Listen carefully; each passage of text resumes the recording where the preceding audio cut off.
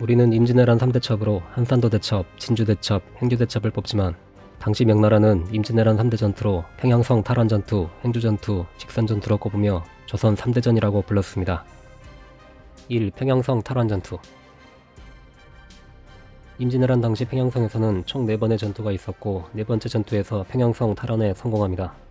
1592년 6월 1차 평양성 전투는 한양까지 점령한 왜군이 평양성 점령을 위해 북상하여 평양성을 지키는 조선군과 왜군이 대동강을 사이에 두고 벌어집니다. 지리에 어두운 일본군이 강을 건너지 못하자 역으로 강을 건너 기습하던 조선군이 왜군 후 역습에 후퇴하면서 대동강의 얕은 지역인 왕성탄의 존재를 적에게 노출했고 왜군은 그곳으로 강을 건너 평양성을 점령합니다. 1592년 7월 2차 평양성 전투는 명군 부총병 조승훈이 명군 3000명을 이끌고 일본군이 점령한 평양성을 공격한 것인데 왜군이 성문을 열어놓은 것을 보고 모두 도망친 것으로 생각해 보통문을 통해 들어가다가 왜군의 매복한 조총부대의 기습을 받아 1000명이 전사하고 명군은 후퇴하여 그대로 명나라로 돌아가 버립니다. 1592년 8월 3차 평양성 전투는 명군만을 기다릴 수 없다고 판단한 조선이 2만의 병력으로 평양성을 공격한 것인데 보통문으로 공격하던 중 성문을 열고 나온 왜군의 기습에 퇴각하면서 이렇다 할 성과 없이 끝나버립니다. 1593년 1월 4차 평양성 전투는 이효성의 명군 4만, 조선군 1만, 총 5만의 조명연합군이 평양성을 정면 공격합니다. 대장군포, 위원포, 잠호포, 연주포, 불랑기포 등 조명연합군의 각종 포가 일제히 포격을 시작하면서 왜군을 압도했고 함구문은 명군 부총병 조승훈과 조선의 김웅서군 8000명, 보통문은 명군 중협대장 양원군이, 칠성문은 우협대장 장대작군이, 모란봉은 부총병 오유충군과 조선의승군 우정의 승병 2000명이 공격을 맡았습니다.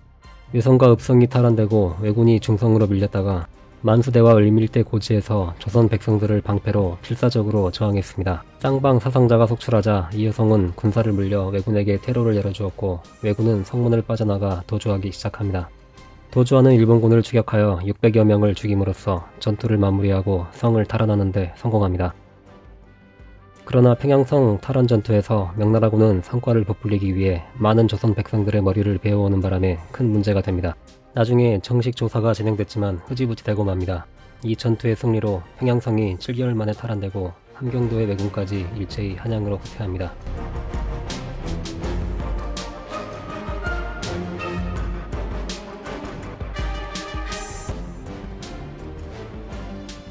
이 직산전투.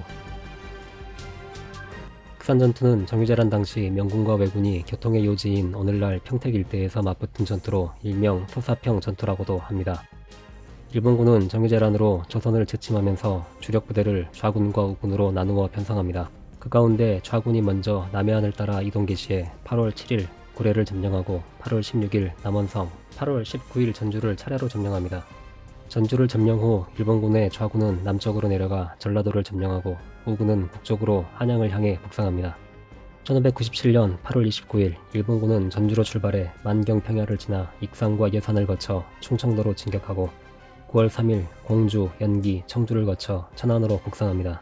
왜군의 북상이 경기도를 위협할 지경에 이르자 명나라 부총병 해생이 기병 2000기를 이끌고 9월 5일 한양을 출발하였고 유격장 파세가 지휘하는 기병 2000기가 추가로 출발합니다.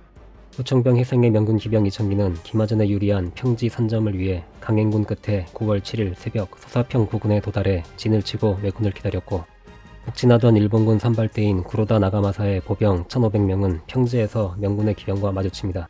왜군 선발대는 조선 백성들이 입는 흰옷을 입고 있어 명군을 혼란스럽게 하였고 명군이 조선인인지 왜군인지 판단을 못하고 머뭇거리는 사이 조총과 화살로 선제 공격을 가합니다. 여기에 명군은 기병을 셋으로 나누어 정면 좌우 3면에서 포위하여 왜군의 돌격을 감행했고 왜군에 큰 타격을 줍니다. 왜군의 조총은 화력과 명중률에서 기병을 상대하기 불리하였고 빠른 속도로 돌격해온 명군에 근접 대응할 수단이 없어 큰 피해를 입습니다.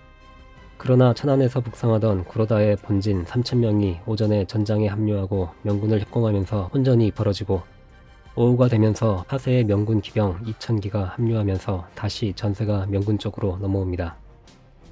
천안에서 북상하던 왜군 우군 본진이 이 소식을 듣고 기병을 급히 전장으로 보냈지만 애초부터 왜군 기병은 말 탈 줄 아는 하급 사무라이들을 모아서 급조한 것이다 보니 조직적인 명나라 기병에게 상대가 되지 못했습니다.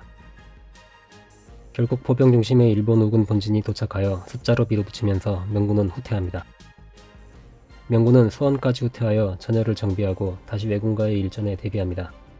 구로다의 일본 후군은 직선에서 피해를 입자 일단 진격은 멈췄지만 큰 타격을 입지는 않았기에 다시 공세를 준비했는데, 보급과 한강이나 금강하구로 조명납군 후방 지역에 상륙 임무를 맡은 외수군이 직선전투 며칠 뒤인 9월 16일에 명량해전에서 삼도수군 통제서로 복귀한 이순신 장군의 13척 소함대에게 큰 피해를 입고 퇴각하는 사태가 벌어집니다.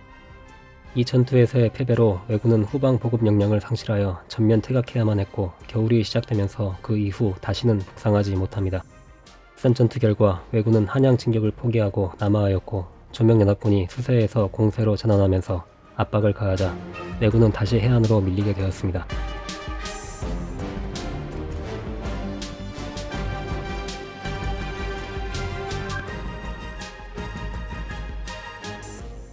행주대첩. 행주대첩은 임진왜란 당시 권율 장군이 경기도 고양의 행주산성에서 왜군을 대파한 전투입니다. 명군은 벽제관 전투 패배로 싸울 의지를 잃어버린 차에 권율의 조선군이 단독으로 행주산성에서 왜군을 대파하는 것을 보고 전쟁의 흐름을 바꾼 중요한 전투로 평가하여 행주대첩을 임진왜란 3대 전투로 칭송합니다. 임진왜란 발발 당시 전라도 광주 목사로 있던 권율 장군은 휘하 군사를 이끌고 북진합니다. 조선군이 육지에서 처음 대승을 거둔 이치 전투에 이어 독산성 전투에서도 승리한 권율의 전라군은 한양 근처까지 진출하여 왜군과 정면 승부를 벌입니다. 권율 장군은 조방장 조경과 승장 처형 등 정병 2300명을 거느리고 한강을 건너 행주 덕양산에 진을 구축합니다. 강을 건너 적의 코앞에 진을 치는 것으로 전투에서 패하면 전멸하는 배수진이었죠. 행주산성에 주둔한 조선군은 해발 124.9m의 덕양산에 이중으로 목책을 설치하고 전투를 준비합니다. 행주산성의 남쪽 한강변과 동쪽 창릉 참변은 절벽과 경사가 심해 침투가 거의 불가능했습니다. 경사가 완만해 적의 집중 공격이 예상되는 서북 쪽에는 처형이 이끄는 승군을 배치하고 북문장으로 이충길, 내성은 조방장, 조경이 담당하고 권율 장군은 정상에 지휘소를 두고 총괄 지휘합니다. 한양의 코앞인 행주산성에 조선군이 진을 치자 왜군은 권율 장군에게 당한 이치 전투의 패배와 독산성 전투의 패배를 서력하고자 한양 주둔 총 6만 명 중 3만 명의 대병력을 동원합니다. 2월 11일 드디어 600명의 왜군 선봉대가 행주산성 부근에 나타나더니 다음날 왜군 3만 명 본대가 행주산성을 포위합니다. 그리고 모두 7차례의 대대적인 공격을 시작합니다. 제1차 공격으로 고니시 유키나가가 조총부대를 앞세워 공격합니다.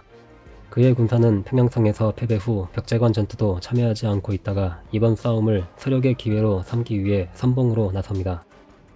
조선군은 적이 가까이 올 때까지 기다려 화차, 수차석포, 총통, 화살을 일제히 발사하였고 예상 못한 강한 화력에 왜군은 혼비백산하여 거의 괴멸 상태가 되어 물러납니다. 2차 공격으로 이시다 미스나리 부대가 공격해왔지만 이번에도 조선군의 화차에 역공을 당하고 적장이 흉부에 관통상을 입고 달아나자 제1대보다 빨리 무너졌으며 희생자도 많이 내고 물러납니다. 이어서 공격에 나선 제3대 구로다 나가마사는 방어막인 목책을 부수기 위해 누대를 설치하고 그 위에 조총수 수십 명을 배치하여 성을 향하여 공격합니다. 이때 조경은 지자포를 쏘아 이를 무너뜨리고 큰 칼날을 달아 쏘게 하니 맞은 왜군은 팔다리가 떨어져 나갑니다.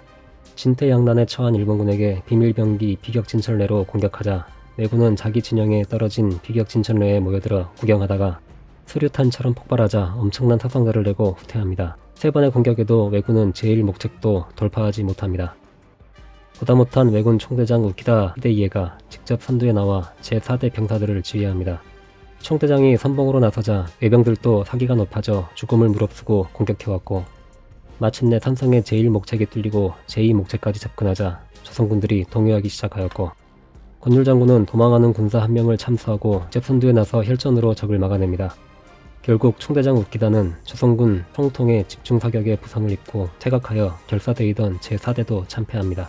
이번에는 제5대장 키카와 히로이에의 공격에서 왜군의 화공으로 제2목책 일부에 불이 붙었지만 조선군은 방화수로 불을 끈 후 역공을 가해 후퇴하던 키카와는 말이 넘어지는 바람에 크게 다치고 역시 많은 사상자를 내고 퇴각합니다. 이어 제6대장 모리 모토야스는 전략을 바꿔서 지형적으로 가장 약한 산성의 서북쪽으로 맹공격을 가합니다.